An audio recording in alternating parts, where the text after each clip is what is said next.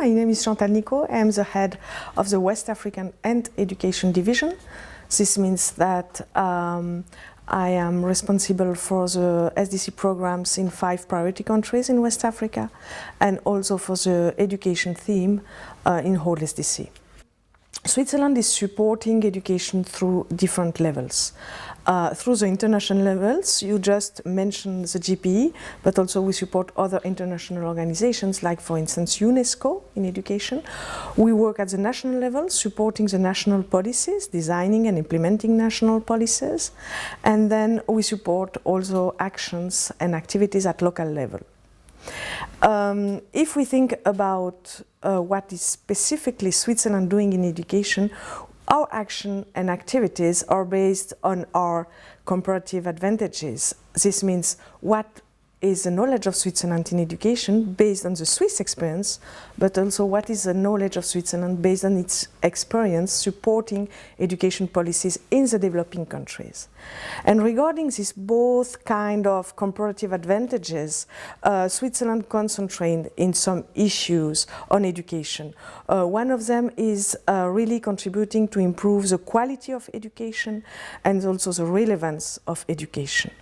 The second is to really try to support countries to include the excluded children. And I think about women and girls, I think about rural areas, and I think about marginalized children which are really suffering for the access of education and a good quality education. And the third aspect or dimension, which is really important for Switzerland, is also to strengthen the link between basic education and vocational training. I think as part of properly planning education systems, you have to work to support teachers to make sure that they're trained, that they get the professional learning materials that they need, they get the opportunities for their own development that they need. So that's part of the planning model that we work through. Of course, many countries are challenged by being incredibly short of qualified teachers, and it's a question of working with the local workforce to upgrade skills over time. There's never going to be one model that fits everywhere. It's got to be a country-led process where we're looking at what will work in that country. But you're certainly right that all of the evidence tells us that the quality of the teacher in front of the classroom is the single biggest thing that determines the quality of the education the kids in the classroom are getting. Good morning, everybody. Thank you very much for coming to this debate this morning. First of all, I would like just to remind some elements of situation in education very briefly. Today we have in the world 58 million of children which are left out of educational systems. 36% of these children are living in fragile context and conflict situation. So this is an alarming situation. And I think the international community is conscious of this. And if you look at the SDG, which were just recently defined, we have at least 4 goals which are clearly focused on this situation. The first is the SDG 4, which is promoting lifelong learning. And the second is the SDG 16, which is linked to justice and institutional strengthening. Of course, all the other goals are also linked to education. But I think that for today's discussion, these 2 goals have a special relevance and importance. Just before introducing our distinguished guest and starting the debate, I just would like to tell you that today we have the African Mirror Television, which is here. And it's not SDC staff, it's press who is really interested in this debate and wanted to film it, and then you will be able to see it on their website. So now I would like to introduce our distinguished panelists. This debate takes place today because we have the honor, really the great honor, to have the visit of Mrs. Julia Gillard. I'm sure most of you already know Julia Gillard, at least through TV. And Julia Gillard is the chair of the board of directors of the Global Partnership for Education. She is former Prime Minister of Australia. She has also been Minister of Education in Australia and responsible for reforming the Australian education system. So we are very honored to receive Julia Gillard here today. On my left side, we have Manuel Bassler. I think almost all of you know him, but still. It's Vice Director of SDC, and he's head of the Department of Humanitarian Aid. He worked for ICRC, for UN agencies in conflict situations, and in a lot of fragile situations. And then we have Sandro Giuliani. Sandro Giuliani is the Managing Director of the Jacobs Foundation. It was important for us to have the private sector at the table, and thank you very much for being here. Of course, in the current agenda of today, the private sector has a bigger and bigger responsibility also for the objective, so we are looking forward to hearing your perspective. And then we have on my left James Parks, who is the Education Cluster Coordinator from Save the Children. And he's also one of the founders of the Education Cluster Working Group. So thank you very much to our distinguished guests today. The debate will be articulated through a couple of questions, and then we will have a space for questions of the audience. So maybe we can start with a kind of open question from the perspective of each of you. First of all, to Mrs. Gillard, what are for you the main challenges we have to face today for education, in particular, in fragile context? And how can the GPE really support and engage in these situations? Thank you. Well, thank you for the question, and can I start by saying thank you for the opportunity to be here. I wouldn't be here if it wasn't for Chantal making strenuous entreaties about getting me here, and I'm actually only in this wonderful nation for less than 24 hours, so I was very determined to come. And congratulations to the SDC for everything it does, for being a great contributor to GPE, to Chantal for being a great board contributor, but also for Education Week, which I think is a perfect opportunity to be working through some of these very complicated issues. In answer to the question, I mean, the dimension of the problem here, if we start lifting our eyes to the Sustainable Development Goal agenda and saying not just primary school but also secondary school, we know that there are around 124 million children of primary and lower secondary age, so not even counting the ones out of school in upper secondary, who will never see a classroom, not even for one day. And we know that this problem is being compounded by the current degree of crisis and emergency and people displacement. And the best estimates are that there are 65 million children between the ages of 3 and 15 who are now, lost their normal circumstances and any ability that they had to go to schooling because they fled crisis and conflict. So it's a huge problem. From the Global Partnership for Education's perspective, we have been over the last few years responding to this problem by modifying our model of working. Our model of working with our developing country partners is to work with developing countries to create a robust education sector plan, which includes universality, increasingly has quality indicators, and then for the poorest countries we fund a section of the plan. Now 50% of what we do is in fragile and conflict-affected countries, and so that model doesn't necessarily fit well in circumstances of crisis and conflict. And so we've adapted the model so that for some of our nations in crisis and conflict, we can advance 20% of their allocation. We can do that against a transitional education plan. We've been able to make money available in circumstances of crisis within an 8-week period, and we've been able to show flexibility about the way in which that money's used. But with all of that, we are incredibly conscious that we are just meeting a slice of the need, and that there is a requirement for the global community to come together and better address how we're going to deal with all of these displaced children, and with the biggest people movement since the end of the Second World War. And like everything we do in education, this has got dimensions about poverty and gender.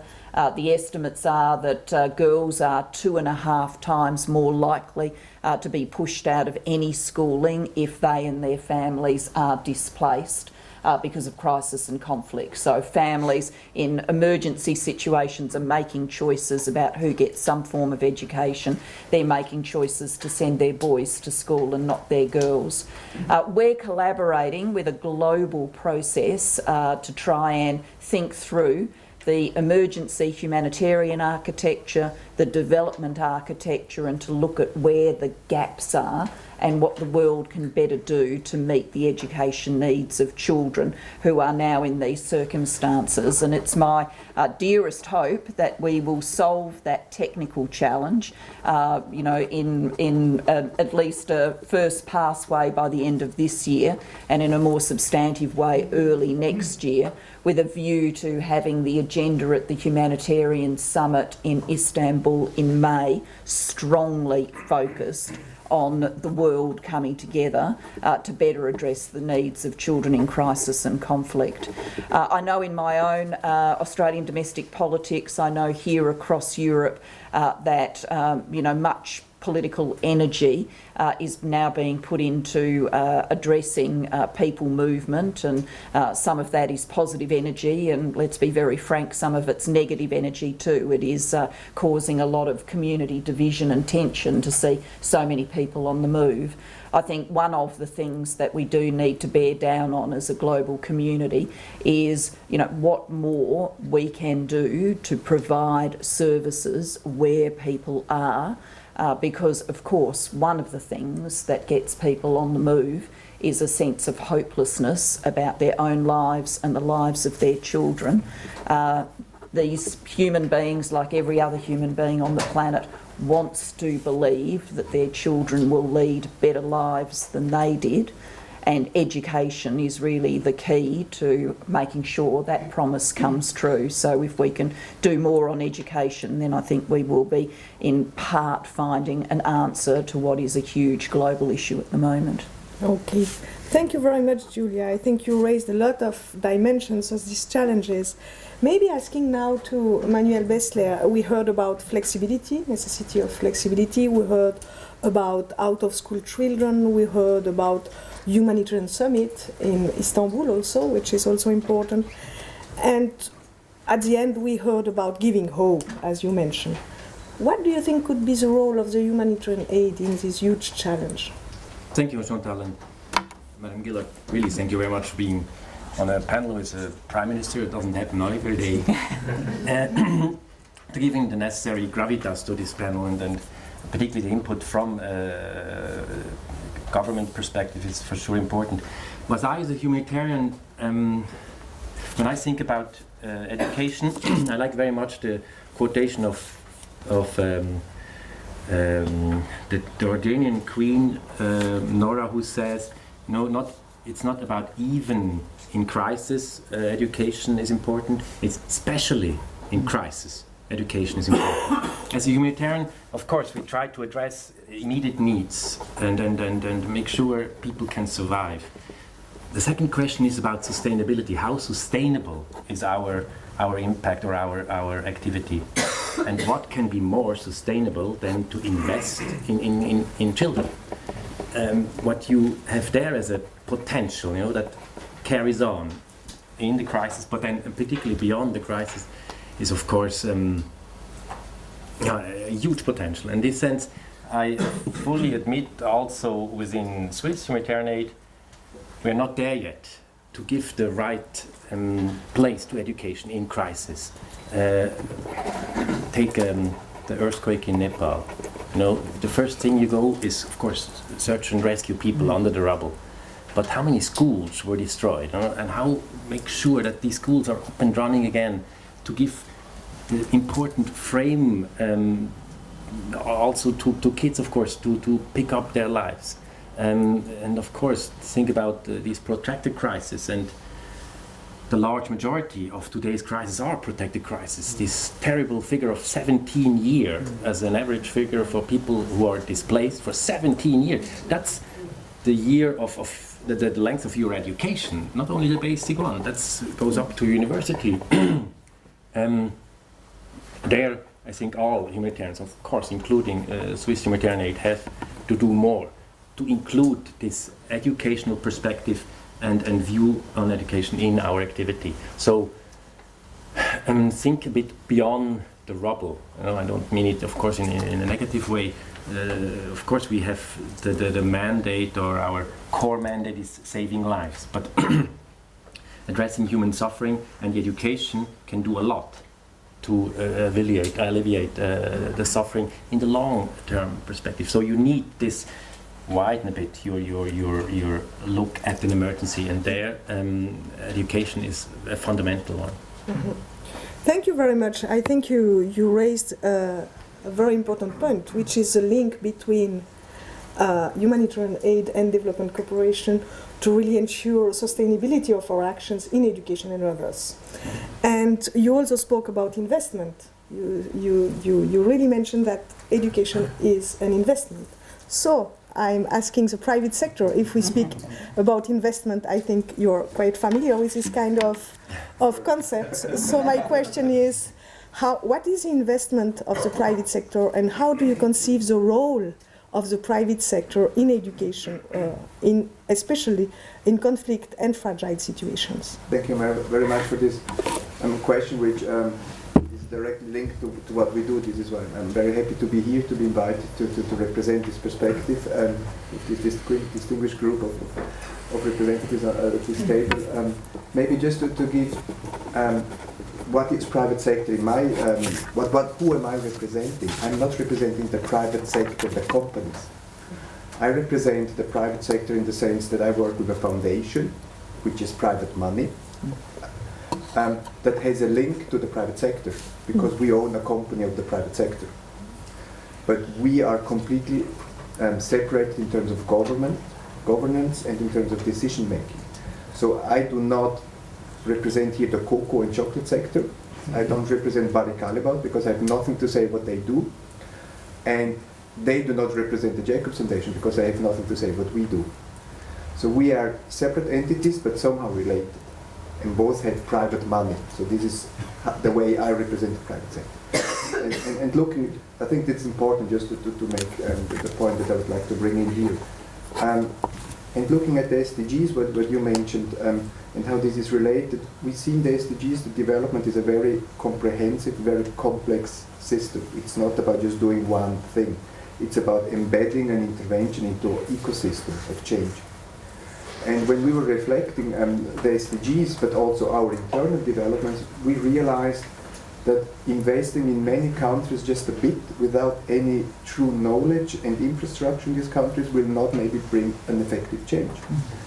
So in this analysis of the complexity of development, we decided for ourselves, let's focus on one country and invest only in this country, but try to do there and support really an ecosystem development. Then the question in which country to do it so was a pure opportunity question to see where do we as a foundation have a USP to contribute to the development.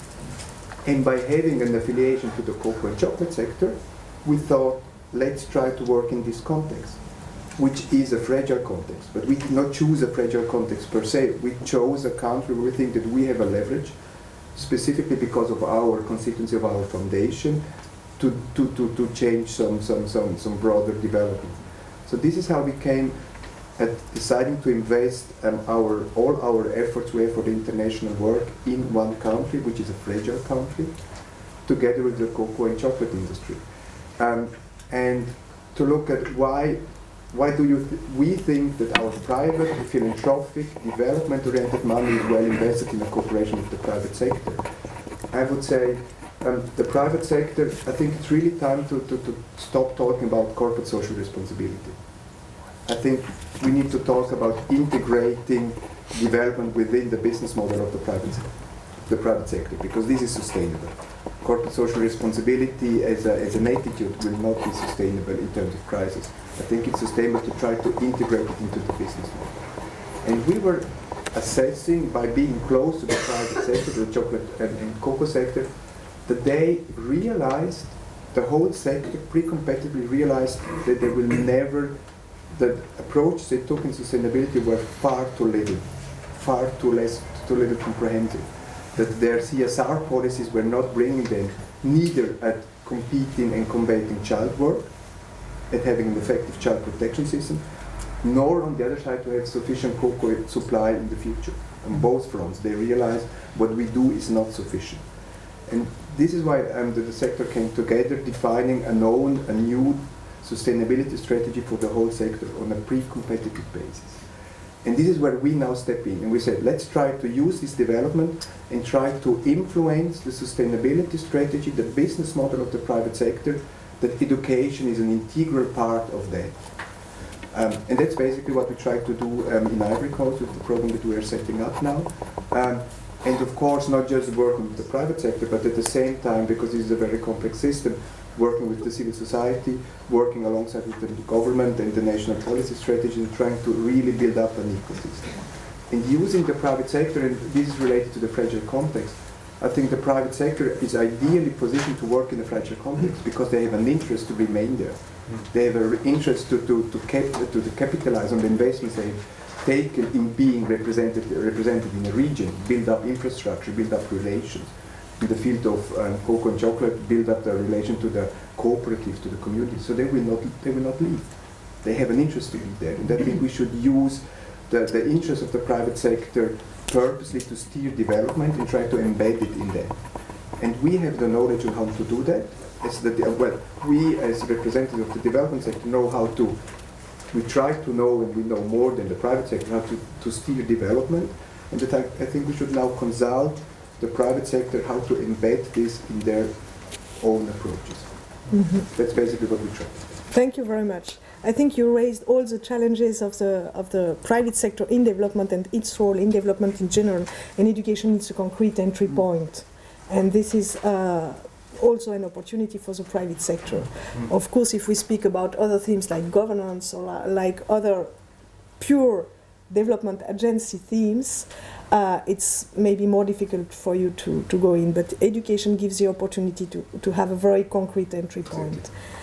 And then it would be interesting to listen to the NGOs. You traditionally work in education, in the field, at the policy level. For you, this is not a new element. After what you heard from the private sector, development corporation, GPE, how do you see your role, your entry point, and your complementarity with all these actions you heard? Thank you, Chantal, and again, I'd like to say it's great to be here. I guess, I mean, I think like my fellow panelists said, I can't stand here and represent all the NGO community. You know, I'm a Save the Children employee, and I can put across Save the Children's perspective. But I also have another role, which is that as head of the Global Education Cluster. And I'd like to speak a little about what that actually means as well. But I'd say first off that it's actually very refreshing to be on a panel that's looking for solutions to the problem of education in emergencies and providing education in crisis. Because for many years, Save the Children has been saying this needs to be a priority, this is important, this is what we're hearing from children, from affected communities. But education has not been prioritized. And in fact, you mentioned the case of Nepal.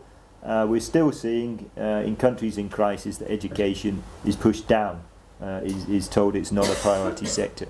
So it's great that we're moving a little beyond whether it's important or not and saying it is and how can we address it. In terms of the Global Education Cluster, let me just, for some of you, explain a little about what it is and what we do. Our main role is when there is a crisis, and the cluster system is about 10 years old, we've recognised we need a coherent, a focused, a prioritised plan to deliver essential services such as health, water, food, and education in crisis. So our role is to make sure that we work through and with government wherever possible to put that humanitarian response plan in place and ensure the most essential services get to the most severely affected people. So that's the role of the Global Education Cluster, to look at guidance and policy at global level, but also to make sure we have the right people in these crises to deliver those response plans. So a plan is only so good as the people that implement it, and that's where the private sector, the UN and the NGO community come in. And we're facing a pretty tough environment. You mentioned the numbers, but it's not just the numbers. You look at the difficulty in providing education in situations like Syria and Iraq, in South Sudan, the sheer scale of destruction in Nepal. So what we're looking for, and I don't think there's one easy solution, we're looking for many different solutions to these problems, to wherever to try and come up with solutions for these difficult situations. Maybe just to finish, you mentioned the SDG 4 at the start. I mean, there's a very clear commitment there that we've got to look at internally displaced, we've got to look at refugee, no children should be left behind. So, you know, we've now committed that these big numbers of crisis-affected children, learners, young adults, that we have to find solutions for them. So that's the challenge at our door. And I think through partnership across private sector, UN and NGO, we need to find who's best placed to deliver education of the appropriate education, of quality education, to get learning outcomes and to keep children safe and in school. Mm-hmm. Thank you for this explanation. I think a common point of all the four interventions were the worrying for sustainability, especially in conflict situations. And of course here we have all kind of development actors, we are all development actors, but at the end of the day the responsible for this is the country and the government of the countries. So my question would be, of course in the case of GP we support, and GP supports the financing of the national sectoral plan, but it would be interesting to hear first from Mrs. Gillard, how can we better support national policies and national systems, and then it would be interesting also to hear from all of you, how can we really support the national dynamics, even when we have fragile state, when we have maybe not always a good interlocutor at the national level. It would be very interesting if we could listen, because this is a challenge. This is what the SDG 4 and SDG 16 say, and this is what the financing also commission say. So how can we support system? Because we can have individually very good results, and I think we heard very good and concrete examples of results, but at the end the system should change. So how can we contribute? Maybe Mrs. Gillard before. I think in terms of what the contributions can be, it really comes back to your point that there's so many different circumstances, and you know, one of the circumstances we work in is a circumstance like Nepal, where forget in all of the statistics, but I've got in my mind it was 17,500 classrooms destroyed or damaged. Nepal is a GPE country. We were already in a grant-making process, and obviously we showed flexibility about the deployment of the grant, because instead of it being about continuing to advance the Nepalese education system, it had to be about remediating classrooms given the crisis. Liberia, for example, is a GPE country, and once again you can show flexibility because you're on a journey of change in education, then Ebola struck, and what has to happen to recover from that is different. So I think for those kinds of huge events, but they are temporary, that is, you know, you can work with a nation state to recover from them, then we can continue with the sort of model we use of working with a government and working for change. But then our planet is throwing up at us a whole other set of challenges. I mean, there are so many places where government is either non-existent or so fragile that even from GPE with our country-led development model, we do work with other actors within the country rather than the government to develop plans, because there simply isn't that governing capacity.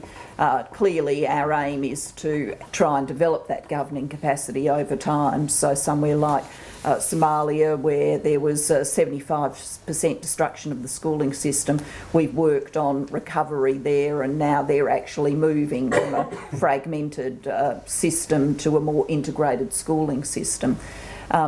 But then there's this, newly emerging, or maybe it's not newly emerging, but the dimensions of it are larger than they've been in the past, of people displacement into middle-income countries, which in our system would not be GPE countries. They're not eligible to be members of our partnership because they're too moneyed. But if you take a nation like Lebanon, and the number of refugees it's taken in, then clearly the global community has to mobilise to support that influx and that schooling. Turkey, a G20 economy, so certainly not eligible for GPE monies in a recipient sense, but given the numbers of people who have fled into Turkey, a whole range of challenges there as well.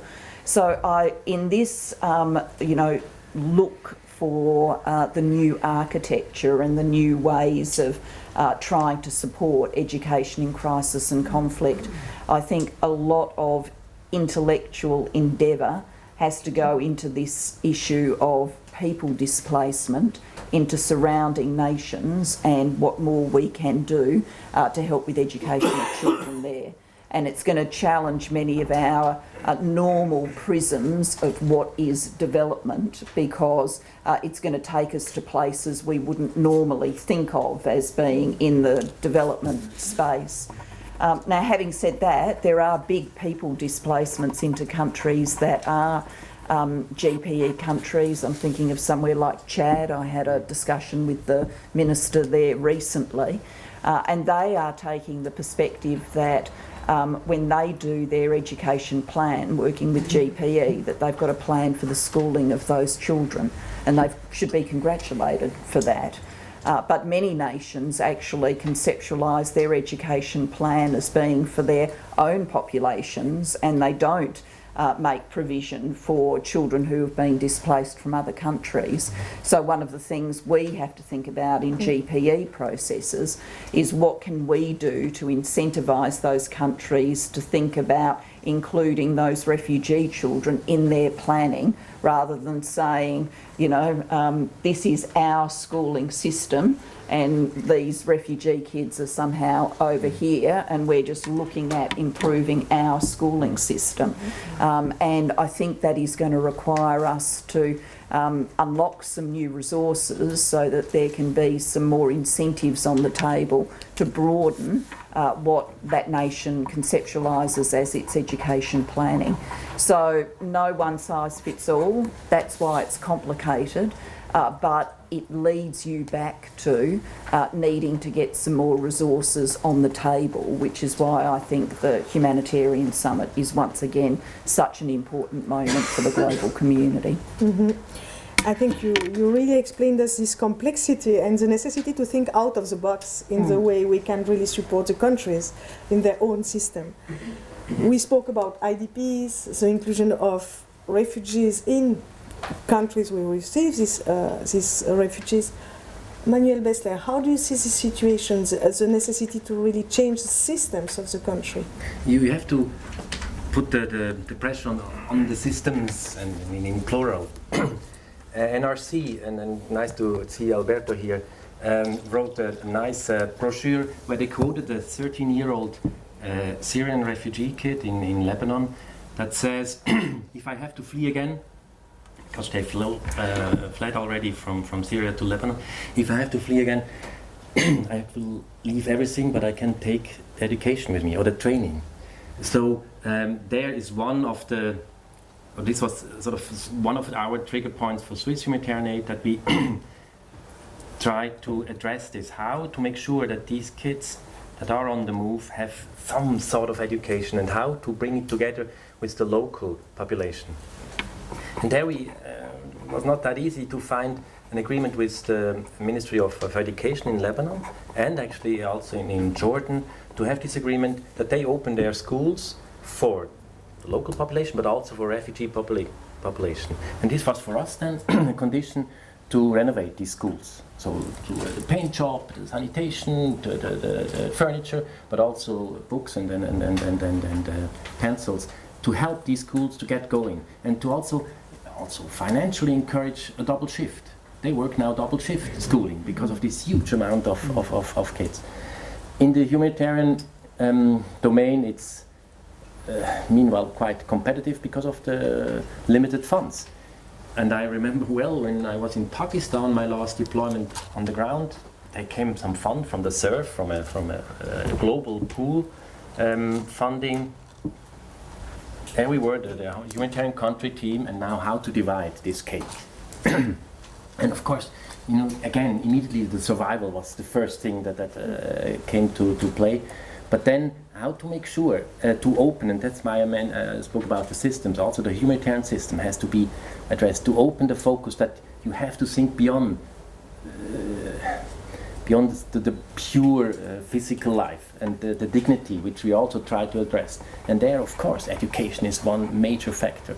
So there we have to do a lot of advocacy at global level, and indeed the World Humanitarian Summit is a great opportunity, the first ever summit at the global level that we have, for particularly address the humanitarian, but also the development community, which of course have also to come closer together when it comes to education, but also then the governments to, when they open their borders, open also their systems, including of course education, health systems for these populations on the move. And this of course also affects us here in Switzerland. How open are our schools for kids that come in? And there is a lot of work still to be done. Mm-hmm. So we heard about opening borders means opening systems. So this is an important, I think, sentence we have to keep in mind. We also hear a lot today of PPPs, public-private partnership. When we speak about systems, what do you think should be the role of the private sector in supporting systems? We heard about your concrete experience, which is very illustrating. And how can the private sector also be engaged in supporting national policies? Well, I think that's the key question, and the private sector and also the foundations need to ask themselves, of course. Because if you talk about education, if you talk about human rights, if you talk about child rights, of course we have one main responsible actor, not alone. The responsible governments always work in a system, but they have the main responsibility. So it's the question of the foundations, and I think it's also important to look at foundations which invest money, not just the private sector, but the foundations which invest money. They do so on their main strengths they have, but aligned with the government. I think that's central. If you're setting up your parallel system, this is doomed to fail, for sure, on the long run. So I think that must be a key criteria. And I would say the foundations per se, and I know many Swiss foundations that are active in this field, they have this very much within the DNA, that this is necessary. I would say the private sector not. They're still looking at their own challenges, how to try to incorporate sustainability within their business model. This is already for them a huge task, which will absorb a lot of energy. And then if you add the second question, how do you link now that with the alignment of national strategies and policies, I think this is a next level of questions and complexity, which I'm not sure this has yet been addressed. As much as I just see a very small part of the big cake. But the things I see, I don't see yet that this is. I don't see yet that a private sector representative thinks in holistic development. They think in how to incorporate in my business model. This is starting, but they are not yet identifying themselves as a development actor and thus responsible to cooperate and to align with the national policy strategies. What we as a foundation can do, and I think this is where the foundations have a role to play, because we are somehow in between the two sectors. We are civil society representatives on the one side, and we have a link to the private sector. And I think there I would like to see the foundation sector develop, trying to bridge that, trying to bridge the development agenda with the private sector agenda. I would see that there the foundation sector per se, and I see many foundations in Switzerland trying to develop in that direction, should play a key role. Because what we can do is, of course, if we set up now a big program in Ivory Coast, we are setting up a memorandum of understanding with the Ministry of Education. We defined joint goals. We study the national education plan and look where can we fit in and how can we set up pilots that help the national policy. Because we think in a development way, the private sector will not do that. So I think you need these bridging actors in between to try to set that up. And I think the civil society, if we talk about systems, is also the civil society system, which in many fragile contexts is not that much existing. And I think it's also a key role of investors, and I call now in the development sector, to support the civil society development in these countries, so they can also be one system that is working. I'm just taking the example of Ivory Coast. There is hardly a really existing, strong, vibrant civil society sector. Not even a sector for investments in education. We enter now fields of impact investment, where you try to get private capital, not donations, but capital, to develop social entrepreneurship developments. But these markets are not open because there is nobody really opening them up and looking at this field, which again is a bridge between the private sector and the development sector, to open them up, to try to push these linkages between the systems and to strengthen them. And I would say this should be a role that we should embark on much stronger and try to contribute a bit to strengthen the overall agenda. I think a very interesting point on facilitator role, no? I think all of us have a facilitator role. At the end of the day, we are not responsible for, but we facilitate through different instruments.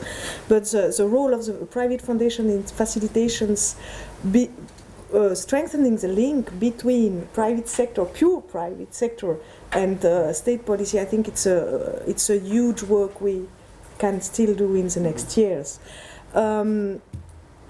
I would like to address to civil society. The GP has, in all the countries where it works, what we call the local education group, where we have the private sector, where we have the NGOs, the national actors, and everybody there to really be able to influence the education plan and the education policies.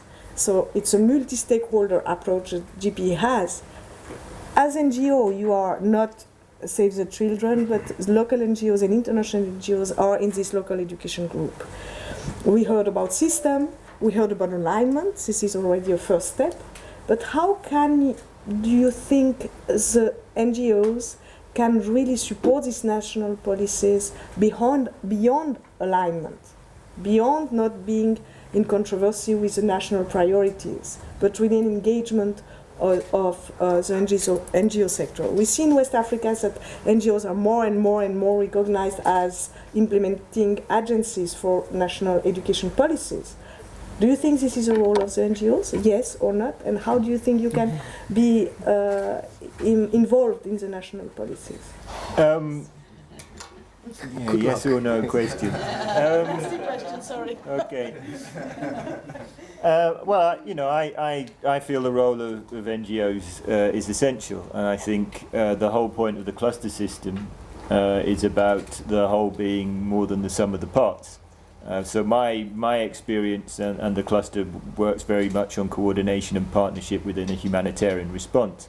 So maybe I'll talk a little bit from that aspect, but you know, I think in terms of partnership and supporting and working through government, you know, we have to make sure that the systems in place are resilient, and I think, you know, that's a word that's used a lot when you talk about communities and making them resilient.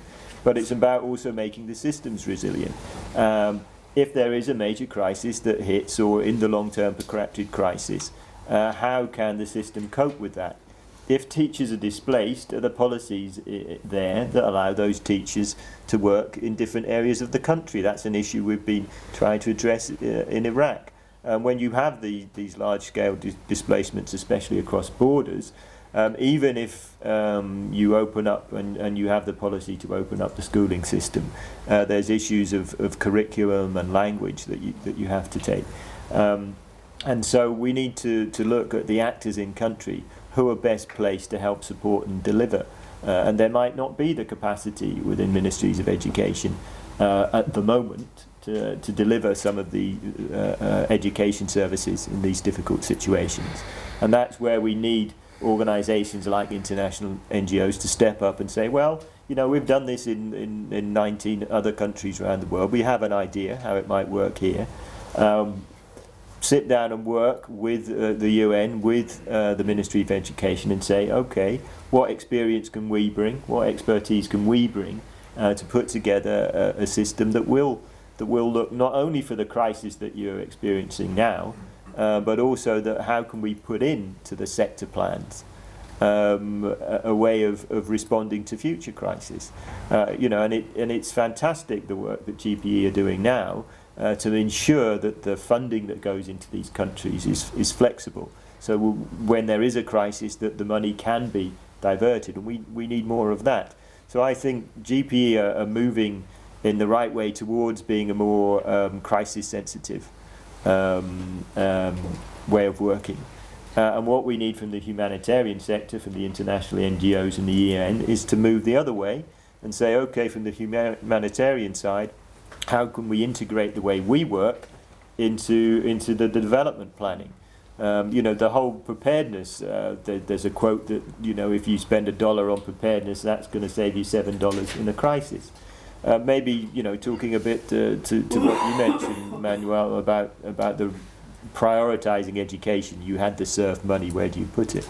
We've got refugee, unaccompanied young children, you know, 12, 13, turning up in Ethiopia at refugee camps from South Sudan. They've been sent there by their parents. They're not orphans, because they'll get education in the camp. They won't have it in their country, you know, because we're not putting the services that we need. So we're creating more work for ourselves because we're not doing the preparedness or the right interventions. You know, education provides schools. You can have nutrition programs, school feeding programs. We have health and hygiene messaging. We use children to take key messages back to the communities. So education can be a very key part of the humanitarian response, make the response more holistic. And I think we've seen that approach. We've seen a much more holistic approach in the development area, and the humanitarian side has to learn from that. So as you know, as international NGOs, we are saying, okay, it's not just about doing an education intervention or a health intervention. It's about coming up with an integrated program that speaks to all the needs of the children in the affected population. And also we need to work with government and with development actors, so that's complementary and in support of the longer term planning in the country. Okay, thank you. Now I would like to open a little bit also the discussion with the audience. So somebody would like to start with a question or a remark to our distinguished guest. At this stage, I would have liked that you already mentioned the question, the role of the private sector, and I would have been very pleased if you, from your end, could have if you would feel free. What is your expectation from in a more broader perspective, and particularly in private context? What do you expect from the private sector? We are an inclusive partnership that has private sector and private philanthropic representation. So when we sit as a board, we have donor representatives, developing country partner representatives, civil society representatives, and private philanthropy, private sector. And that does enable us to have some of these conversations. I suspect that conversation is probably a more mature one, still needs to, you know, some way to go, but is a more mature one in terms of the private sector and the development task, rather than the education in emergencies frame that we're talking about here today. So I think there is much to do to work out what it is that the private sector could best contribute when we're mobilising and moving from the immediate humanitarian response along a continuum into development, but there's this piece in the middle that we're not that good at the moment. And I think actually the way you've put it about, sort of development organisations becoming more crisis sensitive and humanitarian organisations becoming more integrated into the tip into the development space, that's sort of a good way of thinking about it, about how we have to close that gap. But the dimensions for the private sector there, I think, are still to be explored. Yeah. Okay. If I may, to build on this question, and would like to see a bit Sandro's perspective, how we can get more interest of the private sector, including, of course, foundations, on the importance of education.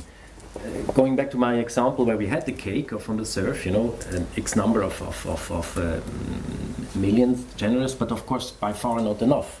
And that's why you have this food fight. That for food you need this, for medical you need that, for shelter the other one. So we need more resources. How we as an actor, a humanitarian actor, development actor, can attract more interest from the private sector to step in and to help to bridge this gap. I can just, some few examples that come to my mind, and there is quite a lot going on. Just two examples, one from Uganda, one from the United States. There is this business coalitions that do advocacy for investments in early education. Who could have thought of that? That are realizing that for future workforce development and for the need they have to grow and to have a sustainable business in a country, they need heavy investments in these countries to develop a strong workforce in the professional workforce. So the reflection is starting to grow that they themselves have an interest and a responsibility in that. I know the same, why should a cocoa and chocolate company invest in primary education? Because they need professional farmers one day. Not only professional farmers, but they care for the professional farmer. That's okay. Of course, children and youth should be more than just professional farmers. They should have opportunities to develop in the way they would like to develop. But for a sector, I think that the pressure on qualified workforce is an increasing one. And I think we should start from that side and work. So we're building up, for example, in Switzerland, cooperations with the private sector to lobby for early education investments. And there are some around which see that this is very important. So I think the workforce development, I think this is really where we can get the private sector that they care about and see that this is part of their responsibility, part of their future and part of their responsibility. Maybe an important element you just mentioned is that in Switzerland it's very well known that vocational training is very important for the private sector, and it is. And our experience in the link between private sector and public policies in vocational training, which is really a comparative advantage of Switzerland. But what I take is an additional point from what you said, is that it's also important for the private sector to invest in basic educations. And this is also important if you speak about an investment at a long-term investment. It's important, once more we see the link between basic education and the vocational training, and what is interesting here is through the private sector perspective also. Yes, sorry. I just wanted to add on to that because there's also a cadre of children that we need to help, and we don't want to leave behind, and those are the ones who've already missed out on their primary school years or had very little. And they're 10, 11, 12 with barely able to read or do any basic maths. So that's where we combine both the literacy and numeracy, the basic education, and key vocational skills into accelerated learning programs that we can deliver. In South Sudan, unfortunately, I have to talk back to the previous war, when there was, before independence, Save the Children and Actors in Country put together an accelerated learning program so that we get many of those that have missed out on education, and there will be millions more in the years to come. But we need innovative solutions for them so that they can get both the basic education, which is fundamental, but also the vocational education to go alongside that. And these are the type of programs that we need to put in place in these protracted crises, so those that have already missed out still have an opportunity to get their primary education. Mm-hmm. My name is Monks. I work with NORAC in Geneva. We are a network working on international education and training policies. And I'd like to stress the training dimension also. Yes. When we talk about education, we should include indeed the vocational education dimension too. Education is often said to be about the light in the tunnel also. It's not only the light after the tunnel. So in that sense, education is a very, understood to include training, is a very important dimension to maintain hope in difficult situations. One question I would have is, when we talk about difficult contexts or fragile contexts, does that include also urban context? Urban violence and education is a topic that is coming up. Actually, urbanization is rampant. I mean, a huge part of the world population will live in urban spaces, difficult, segmented inequalities that are very visible. And so the question is, does this education discussion on fragile contexts also include the difficult urban spaces, to see what extent education and training can play a role in preventing or reducing levels of urban violence actually as the battlefields of the future? I mean, from a GPE perspective, when we're talking about fragile and conflict affected, we're using the sort of internationally accepted definitions of countries that are conflict affected now, or emerging from conflict, or have got fragile government systems. So we don't have a lens that takes us in terms of eligibility for GPE financing into particular urban violence issues. But because the model is a country-led development model, if we were working with a developing country partner who identified that as a particular obstacle to universality in schooling, or a particular curriculum dimension that they wanted to try and work through, then obviously that would be part of that nation's planning discussion. Yeah. Mm-hmm. My name is Sima Gons. I have my own company called Training the Trainers. I work in teacher education in Tanzania, Ghana, etc., among other things. My question is a basic one. You've been talking about systems and the importance of getting children to school, the books, the paper jobs, etc. But who actually decides on the content of the education?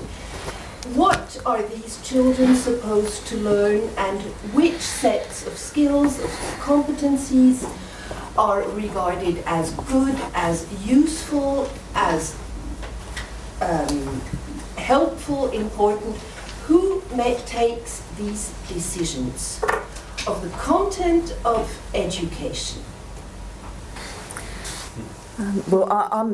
Others might have a perspective, but actually at our last GPE board meeting, and Chantal was there and can comment on this too, because we're on a journey from being an MDG focused education to being an SDG focused education. So, GPE's history was it was set up as the fast track initiative to make progress on the Millennium Development Goal of universal access to primary school.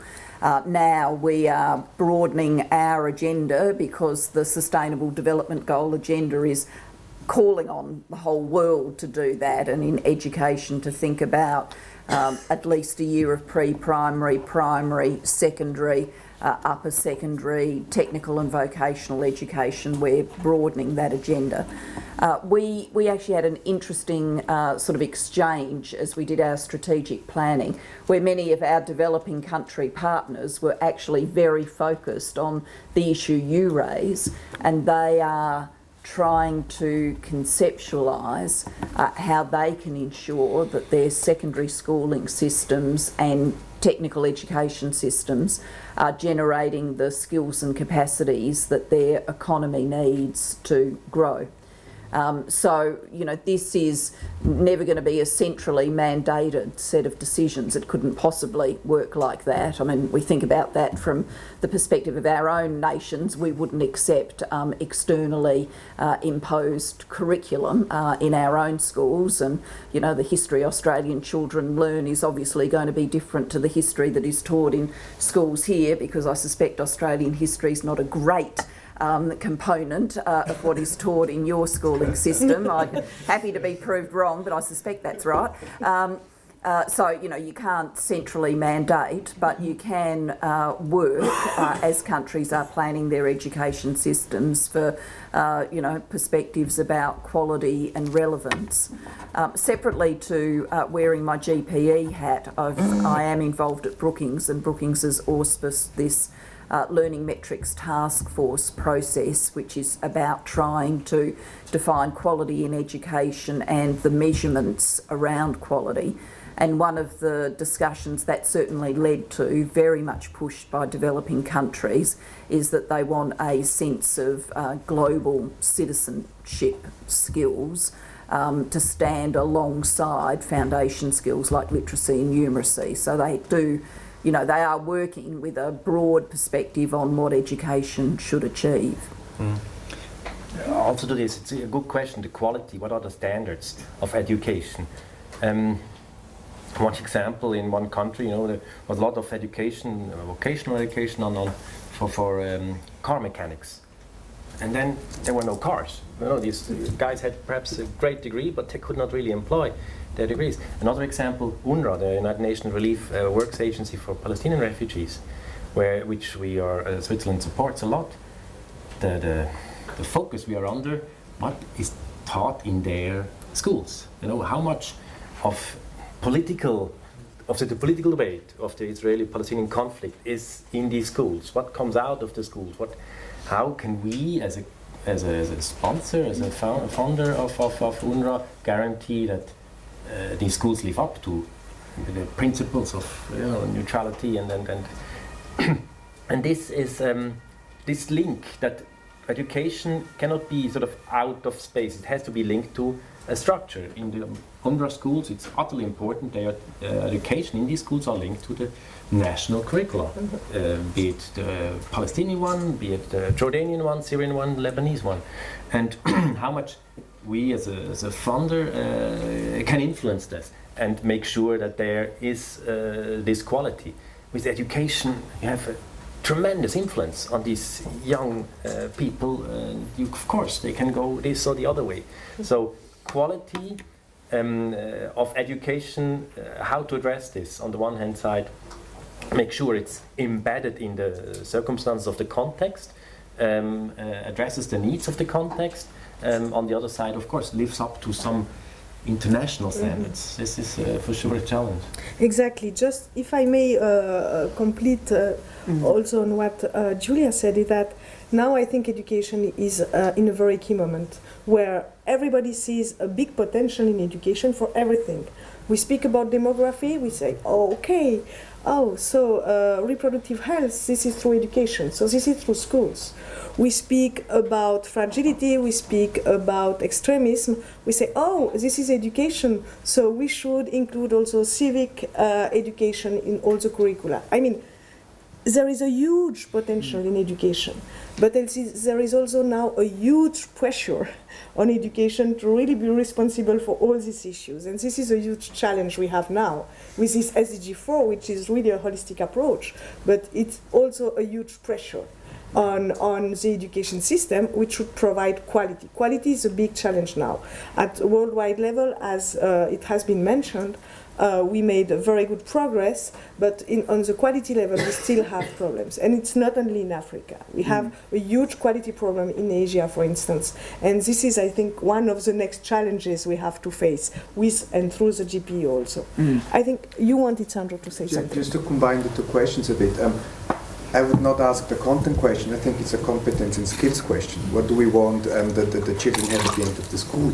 And I think there is quite a big shift ongoing from the pure, let's say, educational skills, numerical skills, reading, writing, which is very important, of course, but to go much more to the social emotional skills, which is the basis of to deal with conflict situations, being resilient. And this combines what education should strengthen a child in an urban violent context, like I know quite well the Latin American context. So if you're in Salvador or in San Pedro, what skills do you need to have to cope with this situation?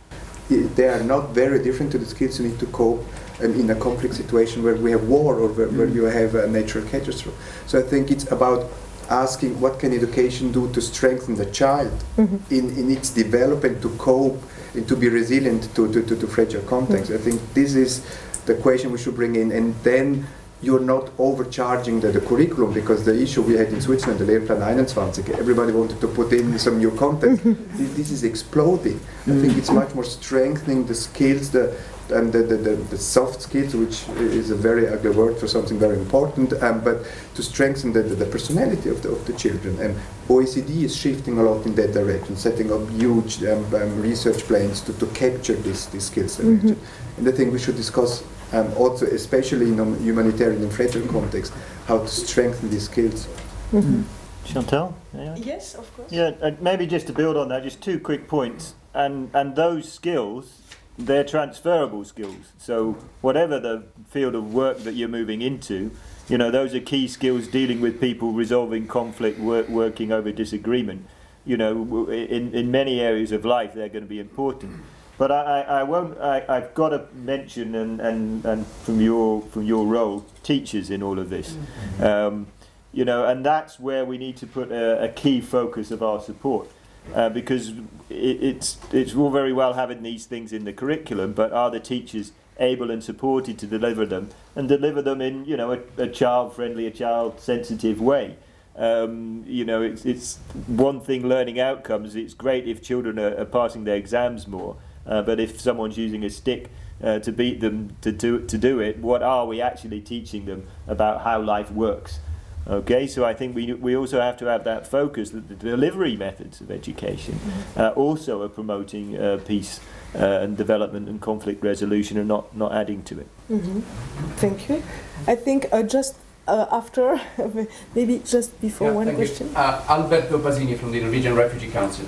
I work for an organization that is heavily involved in education in emergencies, yet I have a comment rather than a question, and it's about most of the arguments brought up this morning. If we listen to the private sector and the importance of having an educated workforce, even in a country in crisis, for the longer term, if we listen to the civil society, the gentleman over there who is insisting on training, not only very basic education.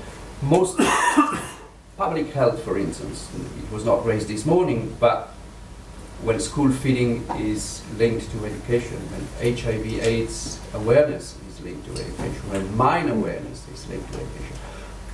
Again, the great majority of arguments are linked to longer term perspectives. And that is why, for me, maintaining the link with the development colleagues, and in particular development funding streams, which, let me be very honest, in a very selfish way, is where there is much more money than in humanitarian funding. I think that link remains extremely important, particularly for donors, like it often happens, like SDC, who have two hats. They have the humanitarian short-term and the development one. So I think we shouldn't, I mean, of course, yes, focusing on education in emergency is super important, but without missing that link that should be as strong as ever into the medium and longer term perspective, both in terms of strategic approach and funding, which is again where there is more money. Yes, I think it's a very interesting comment that I think we all agree on that.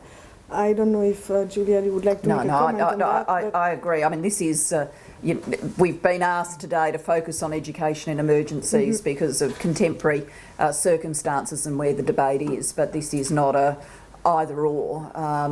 It's about the continuum and how we make sure that children in all circumstances are getting education. So I agree with you. You would never, vacate the field and say this is not about development. I mean, education is the, cornerstone of development, and development agencies in their funding need to understand that. But we can't, not acknowledge that there is a discontinuity now between what we are doing in emergency situations and what we're doing in development work. And why is this linked or discontinued?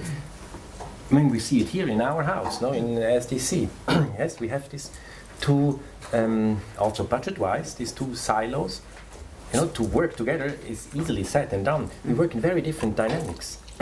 Humanitarian, when I have the privilege to work, you have to be very flexible. Of course, you have these protected conflicts that go on and on. But Nepal, and then you have to change, in a weekend completely your focus and look on this. And our colleagues here in the house, please correct me if I'm wrong, but you have more the middle, long-term perspective. You have 5, 10, 20 years of perspective. How to, these different dynamics, how to bring these, like in a gearbox, how you bring these wheels together.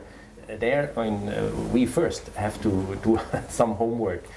One approach is, of course, or one difficulty is, of course, this budget line. You have a budget humanitarian and you have a budget line development, and we defend our little garden quite strongly. DFID has one pot. I don't know how it's in Australia or in other countries, but there the silo thinking starts. Which pot is the one that is tapped into? But I think just to complement that, one of the important elements and keyword is pragmatism and flexibility. And that's how we work, at least in West Africa. I mean, of course, we have humanitarian action from one pot and we have development action from the other pot. But at the end of the day, what we see is that something is missing between both. And if we both of us are a little bit flexible to say, okay, I support this action, but at the end of the day, it has also part of development, and the same from us, we find very good way to really, I think, always in practice, in countries, I think there is less a problem that maybe at the global level to have very keen practical and theoretical definitions. In the practice, I think Switzerland is still very flexible to be able to do that, even if we have still an important job to do. And in education it's exactly this. It's exactly this. We are working, and I speak about West African countries, for instance, we are working on education as with a development perspective since a lot of years, many, many years. And now we have also a context which is changing and is becoming more and more fragile. And we have more and more also humanitarian interventions, not only from SDC or from Switzerland. The question is, how can we link both of them? How can we adapt development strategies to conflict and sensitive and fragile situations? And how can we ensure that the humanitarian emergency actions also can go on with development actions and feed in the development actions we are doing? And I think this is also because the context changes, and it's a challenge for all of us to really adapt to this changing of context, but also to build on our experiences that we have in more than 30 years in some countries. Maybe just we have time for last question. You mentioned just in your former intervention, you spoke about quality and measurement, and also in your interview you said the data collection is a challenge. Could you please just say a few things about that? Why is it so important, and why do you consider it as a challenge? Well, part of this journey from being in the MDG world into being in the SDG world is about looking at quality. With the benefit of hindsight, and hindsight's a wonderful thing, we'd all get everything right if we were able to put ourselves back 15 years in time. But if we were able to put ourselves back 15 years in time, I think we would be asking each other the question, is an access measure for the Millennium Development Goal on education sufficient? And I'm not critical of the people who came together and created that global goal, because it was, you know, the first time the world had done that, and that was a spectacular thing. But the reality is the access measure wasn't sufficient. And indeed, in some countries, drove a set of behaviours which undermined the quality of education. So people abolished school fees, which I think, you know, we'd say, well, to ensure the poorest can go, that's a good thing. There's no school fees, there's no access barrier. But then they didn't put more money into the system. So more children came, less money was flowing into the system because you'd given up the private income. Kids went from being in a class of 40 to being in a class of 100, and no one was learning, or very few children were learning. And so because of that, we now, as we're lifting our eyes on access from primary school to secondary school and pre-primary, we're also challenging ourselves on quality. Are those children sitting in those classrooms learning? Now, how you measure learning is the subject of contested debates in our own nations. I'm a veteran of these debates, having been Minister for Education, and you know, it ends up, so it's unsurprising if all these things are controversial in our own nations, that they're controversial in developing country contexts as well. But personally, I'm an advocate of we're only going to make a difference to quality if we are able to measure, work out what's working, and then improve and extend best practice. I'm conscious we can't measure everything in education, but we can measure some things. We can have quite sophisticated measurements of literacy and numeracy, for example. And when we have access to those measurements, I think we should use them to, you know, make a difference, not high stakes testing that, you know, US style, which leads to teachers being sacked and becomes incredibly controversial. Not suggesting that, but you need to know at the end of grade 2, grade 4, grade 6, whatever it is, what skills and capabilities do the children have? Are they reading at the level they should be reading for that age range, or are they, you know, a 10-year-old with a 5-year-old's capability in letter recognition? You can't teach that child well unless you know that, and as a policy maker you can't design a good system unless you know that. Part of you know, what we're working on now is a global partnership as we develop education sector plans with developing country partners. Our emphasis now is obviously on the broader definition of access, but it's also on quality and quality measures. We, in our new funding model, fund 70% of the money is made available when a robust education sector plan has been agreed and is being implemented, but 30% can be at risk depending on whether or not a schooling system is achieving the benchmarks that it set itself, and they're agreed with the country, they're not imposed. And I think that 30% money will particularly tend to focus on the quality outcomes and the quality dimension.